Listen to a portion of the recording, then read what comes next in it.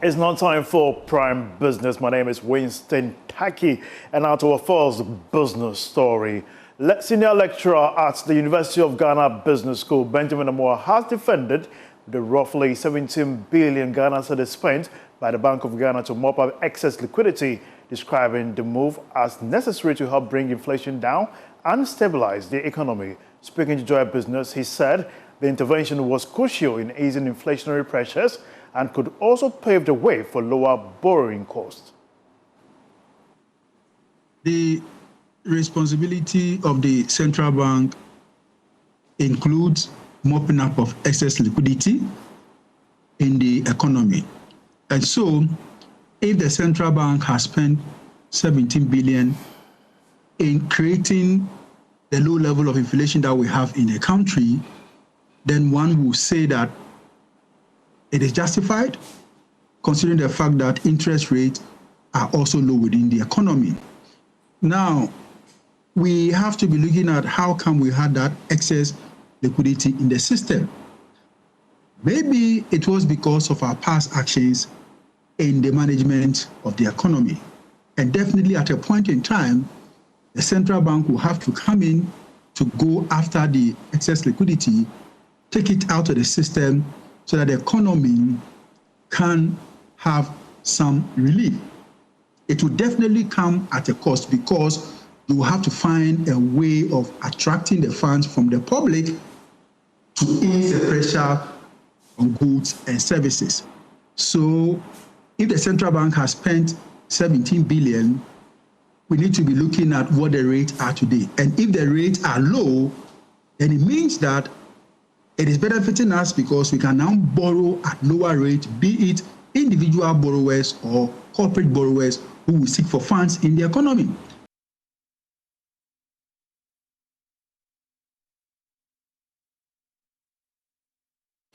Now, the Chief Executive of the Chamber of Bulk Oil Distributors, Dr. Patrick Fori, has expressed confidence in the security of fuel supply in the country. However, he stressed the need for government to invest more in infrastructure that supports fuel storage, noting that expanding storage capacity will further strengthen supply security. His comment followed the Chamber of Bulk Distributors' denial of accusation of fuel hoarding by some players in the petroleum downstream sector. I can confidently say that for product supply security, the country is sorted. About 8 cargoes up to the end of the month has already been booked and has been confirmed. The vessels are on their way here. As I'm speaking to you, we have about 3 to 4 vessels that are at the anchorage. So in terms of product supply security, the country is sorted. And the good thing is also that we have about 30% of our demand being made by the local production. So I don't have issues with regards to product shortage or availability. But the dynamics about the pricing is what most likely is going to go up. And this is where we need, as a country, to take advantage of this and then invest in the right kind of infrastructure to have access to some of these storage mechanisms. I'm comfortable and confident after some engagement that we've had with 2 key major sector ministers. And I think with the proposals and the discussions going on, they are firmly in control. And if the need be, the required government institutions will come in with mitigation measures. And we are all on our own meeting each other to ensure that we don't pass on prices that may also be detrimental to our own businesses and then also the consumers in order to also not to have any form of a negative reputation, to also protect our brand. The Director General of the Social Security and National Insurance Trust, SSNIT, GHs3bn, has disclosed that the National Insurance Trust asset witnessed a significant growth of 25 billion in 2025 from the 20.4 billion cedis recorded as at the end of 2024. Speaking at the Upper West Regional Forum of SSNIT and TUC, he emphasized that efforts are underway to ensure other non-performing assets become viable. Rafik Salam reports from WA. The first stop of Regional Forum of the Social Security and National Insurance Trust Trade Union Congress, SSNIT TUC, was held in Wa, capital of the Upper West region. The main objective is for SSNIT to engage with its main stakeholder, the TUC, on its activities, solicit their views with the aim of shaping and strategizing to path direct the future of SSNIT. It was on the theme Empowered Unions, Secure Future, Deepening Pension Literacy across Ghana. Director General of SSNIT, GHs3bn, speaking at the opening of the forum that draws unionists from across the Upper West region, noted that the joint outreach program, which they are embarking on with the leadership of the TUC, will take them to each of the capital of all 16 regions in the country. GHs3bn highlighted recent significant achievements gained by the scheme. Our scheme is growing. At the end of 2024, the total asset value under investment was 20.4 billion. By end of 2025, we had grown the scheme from 20.4 billion to in excess of 25 billion at end of 2025. That is a scheme that is growing. He then narrowed it to profits made in investments, particularly Labadi Beach and La Palm Royal hotels, which for the first time made gargantuan profits. A lot of our investments are doing well. We mentioned Labadi Beach Hotel, for instance, that in 2025 made profits of 77 million. We mentioned that for the first time in many years, La Palm Royal Beach Hotel, that had been making losses, made an audited profit of 1.7 million. So efforts are underway to ensure that we ensure accountability and turn around our non-performing assets. The SSNIT Director General emphasized that the focus of the scheme is not only for the scheme to have good returns, but improving accessibility, convenience, and also new members joining their fold. Today, we took a decision to co-locate with banks. So there are many spots and places in this country that SSNIT isn't physically present, but through our co-location strategy, we have a presence. Today, if you're at Akosombo, you no longer need to go to Somenia to get SSNIT services. You go to Akosombo GCB, and because of the co-location arrangement, we are there to serve you. We would also want to highlight our digital channels and our virtual branch. That provides you an opportunity to engage us irrespective of the time, location, because we are serving you 24/7. Part of the strategy of being accessible to you and ensuring that we are convenient, you can engage in us in a much more convenient way than we've done in the past. So join us in building this scheme together, because it's a scheme that we co-own. It's your scheme, it is our scheme, and it's the future for the Ghanaian work. Secretary General of the TUC, Joshua Uso-Ansah, welcomed the move by SSNIT, listing the benefits the members of the TUC will get from the forum. Such a forum is very beneficial. One is an education, two is an advocacy, and three, it brings SSNIT closer to our members. Today, if you have listened to the presentations, SSNIT has been able to express to our members how SSNIT works, what they do, the benefit they could derive, and why they should be members of SSNIT, and also advocate for others who are not members to become members of SSNIT. So clearly means that it's worthwhile to be with SSNIT. It's very important to be with SSNIT, whether you are a former worker or an informal worker. Reporting for Joy News, Rafiq Salam. Wow.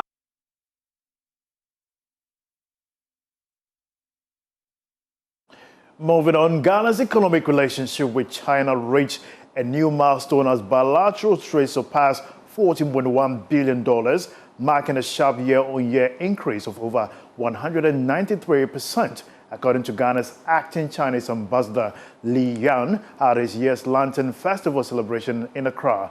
China has expressed continuous commitment to investing in Ghana's economy. According to the Ministry of Commerce of China, the bilateral trade between Ghana and China in the year of 2025 reaches a new record, $14.1 billion, representing 19.3% year-on-year growth, which is the main Chinese position as Ghana's largest trading partner for another consecutive year. In addition, when it comes to projects for direct foreign investment, speaking of the number and the value, Chinese companies were leading all the way in 2025 among all the foreign enterprises in Ghana. Our investment stands as the strongest proof of Chinese investors' confidence in the Canadian market. This dynamic partnership vividly echoes the words of him during his visit to Beijing in 2025. Meanwhile, the Minister for Food and Agriculture, Eric Opoku, stated that Ghana is ready for strategic partnerships. He revealed that Ghana's broader economic transformation agenda is moving from traditional methods of practicing agriculture to mechanization. We are driving structured commercial production, not fragmented smallholder outputs. The opportunity here is clear. We are looking at mechanization, seed technology, fertilizer blending, commercial aggregation, industrial processing. Rain-fed farming is no longer acceptable in Ghana. We are moving to irrigation agriculture. We are developing over 3,500 hectares of irrigated land immediately. We are also expanding 4,450 hectares under central pivot irrigation, unlocking the Afram-Plain economic enclave, constructing dams in the northern Ghana.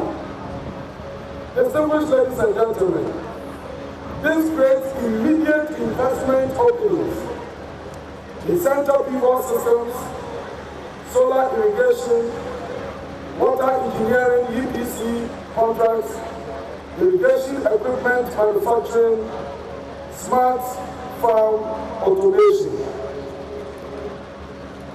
Chinese companies have global leadership in this space.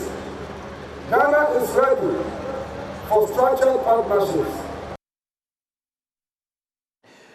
Moving on, the Institute of Chartered Accountants Ghana is challenging members working in public institutions not to be compromised but to protect the public purse and seal all leakages that deny the country of adequate revenue. Ghana is estimated to lose 3 billion cedis annually to corruption, embezzlement and illicit financial flows, stagnation of national growth for the country.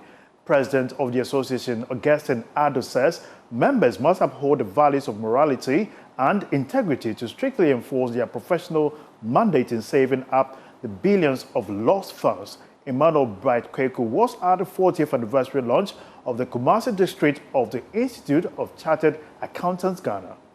The 40th anniversary launch of the Kumasi District Society of the Institute of Chartered Accountants Ghana assembled members in both private and public institutions to reflect on the 4-decade-long existence of the local chapter. On promoting professional conduct, leadership of the association challenged members to live up to their mandate, especially in recent times of whopping revenue losses and leakages. At least 3 billion cedis are lost every year owing to fraudulent activities like embezzlement and corruption in public offices. President of the Institute of Chartered Accountants Ghana, Augustine Addo, advises that the accountants must enforce their legal authority to smoke out perpetrators. So as accountant, you need to make sure that you disburse money, you pay money, and you authorize the payment of money within the context of the details of these laws. Now, when accountants are put in place as auditors, then we have the auditor in place, and the auditor has been given 4 key functions in the public sector especially. The functions are: 1, to make sure the internal control system of the organization work; 2, to make sure that the risk and governance system also operate, risk mitigation and then the governance system; and 3, value for money transactions; and 4, compliance with relevant laws and regulations. So when you are put in place as the internal auditor, you have these 4 statutory functions to perform. Follow the procedure so that economy, efficiency and effectiveness will be upheld. He further admonished members to uphold their core duties and values as professionals to manage both public and corporate funds. What the accountant does, or what the accountant is supposed to do, is to make sure that the laws that are there are complied with. And if he goes to do the examination and he identifies any possible leakage, he institutes control measures to mitigate them. If an accountant refuses to do that, he himself will be culpable, and the institute will not compromise on that. So whenever the institute is informed or it gets to know that an accountant has not done the right thing in terms of identifying the wrongdoer and dealing with that appropriately, the Institute of Chartered Accountants would also come in and make sure that if there is established fact that the accountant has misbehaved, he would be disciplined. With the influx of unqualified accountants in the system, the association says it will not hesitate in meting out sanctions against practitioners found culpable of flouting the laws of the profession. David Abameje is the Kumasi District Society President of the association. We accountants are supposed to facilitate in protecting the public purse. There's a distinction that should be made here.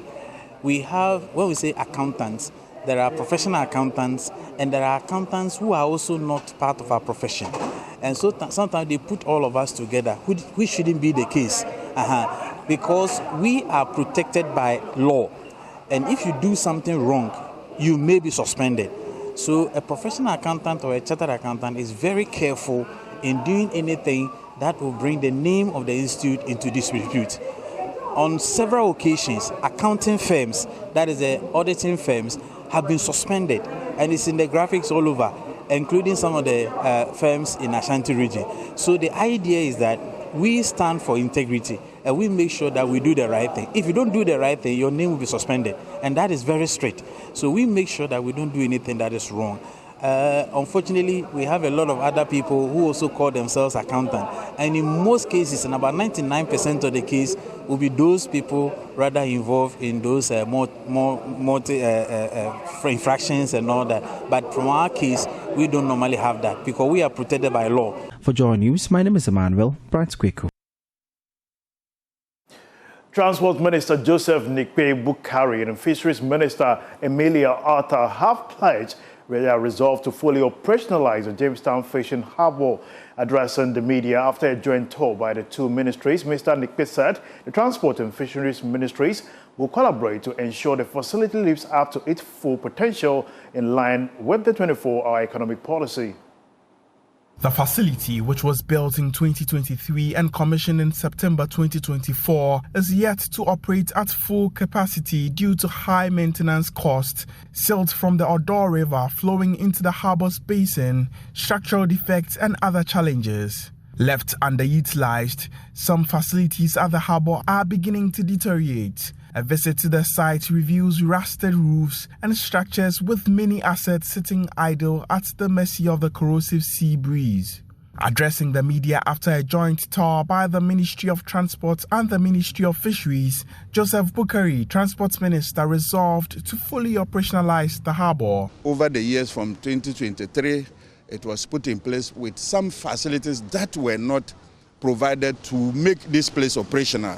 Like I said, we have a place for the repair of minor or smaller vessels, but because of the siltation, we are unable to get those boats close even to the fishing harbour.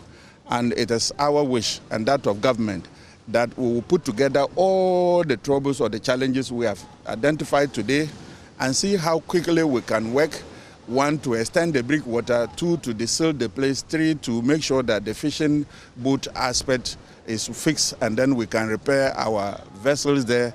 We understand that the 24-hour economy will be one of the key factors that we are putting in place to operationalize this place. On her part, Minister for Fisheries and Aquaculture, Emilia Arthur, was optimistic that the collaboration with the Transport Ministry will boost local fishing activities. It's evident that there are responsibilities for fishing and there are responsibilities for harbour. So the two sectors definitely have to work together.